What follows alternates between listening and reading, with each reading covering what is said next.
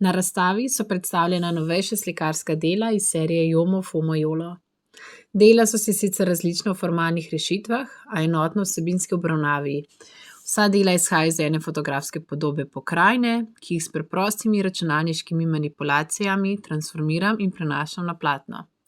Tako sicer v klasično slikarsko prakso posredno vnašam tehnologijo svojega časa. S distorzijo ustvarjam nekakšno iluzijo popačenih imaginarnih krajin, kjer se meja med realnim in fiktivnim mestom zabriše.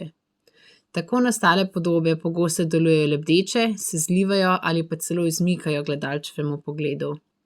Popačena pokrajina gledalcu tako nikoli ne ponuja jasnega pogleda na to, kaj krajina sploh je, ampak preko svoje izmuzljive podobe predstavlja svet, ki se stalno spreminja in kdaj celo izgublja pred našimi očmi.